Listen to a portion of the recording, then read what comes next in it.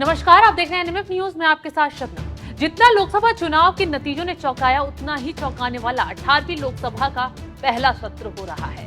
नई संसद को अखाड़ा बनाते हुए विपक्ष मोदी सरकार को घेरने की कोशिश कर रहा था, लेकिन एक झटके में पीएम मोदी ने ऐसा खेल किया, राहुल गांधी से लेकर अखिलेश यादव तक मुंह ताकते रह गए। और तो और कांग्रेस अध्यक्ष मल्लिकार्जुन खड़गे तो राजनाथ सिंह को फोन ही मिलाते रह गए, क्योंकि पीएम मोदी ने एक झटके में स्पीकर पद को लेकर खेल कर दिया।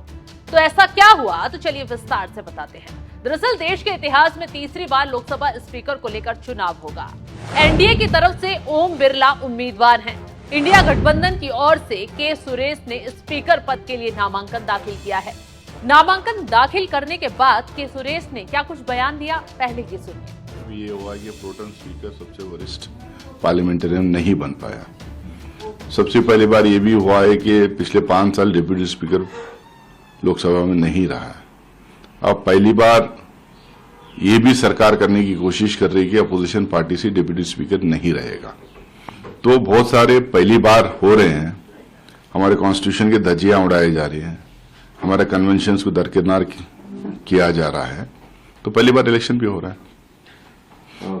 के सुरेश जी ने नामांकन भरा है, कैसे देख रहे हैं इस बार का जो कंपटीशन होगा और कितने आश्वस्त हैं? आज तक तो चुनाव हुआ नहीं, अभी चुनाव हो रहा। तो ये होने नहीं देना चाहिए था सरकार को।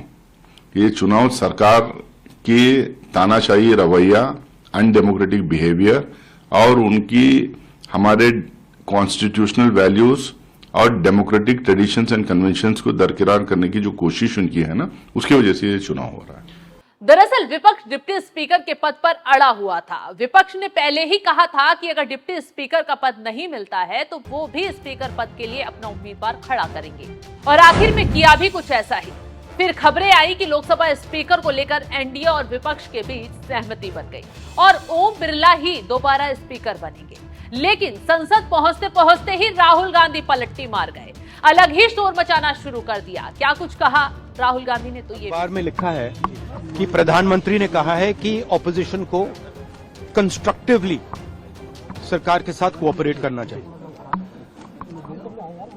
ऑपोजिशन ने क्लियरली कहा है, राजनाथ सिंह जी का खारगे जी को फोन आया,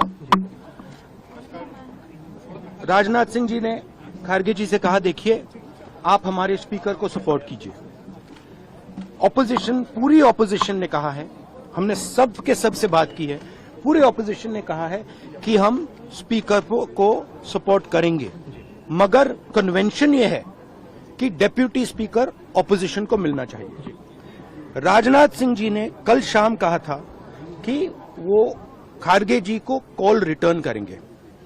अभी तक राजनाथ सिंह जी ने खारगे जी का कॉल रिटर्न नहीं किया है।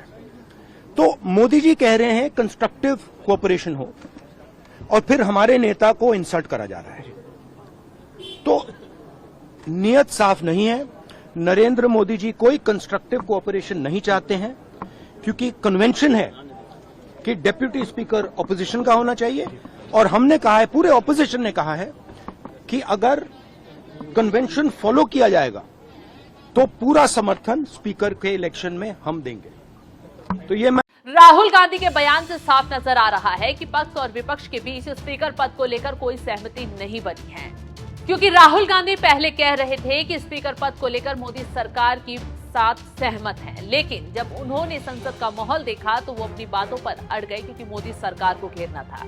ऐसे में अब चुनाव होगा और तय होगा कि स्पीकर का पद किसके पास जाएगा। खैर, स्थिति साफ दिखाई दे रही है कि विपक्ष को हाथ पांव मारने से कुछ मिलने वाला नहीं है, क्योंकि एनडीए का पलड़ा भारी है। तो जाहिर सी बात है, स्पीकर की गेंद एनडीए के पाले में ही गिरेगी और विपक्ष हाथ मलता रह जाएगा। नौबत यह आ सकती है कि विपक्ष को डिप्टी स्पीकर का पद भी ना मिले, क्योंकि विपक्ष की तरफ से बेतुकी शर्तें रखी जा रही हैं।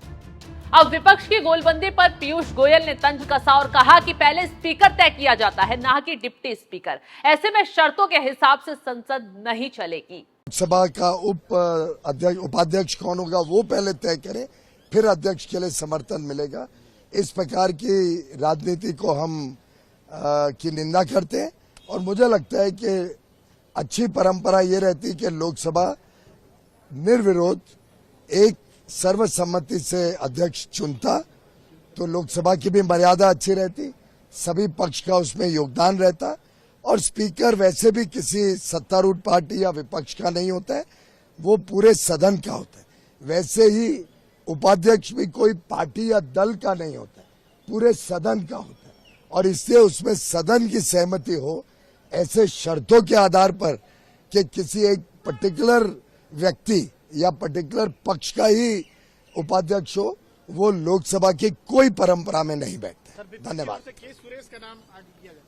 इसी बीच अब विपक्ष को ममता बनर्जी ने भी झटका दे दिया है। ममता बनर्जी ने विपक्ष के स्पीकर उम्मीदवार का ही विरोध शुरू कर दिया है, यानी कि साफ कर दिया है कि वो स्पीकर चुनाव में विपक्ष के साथ नहीं खड़ी होंगी।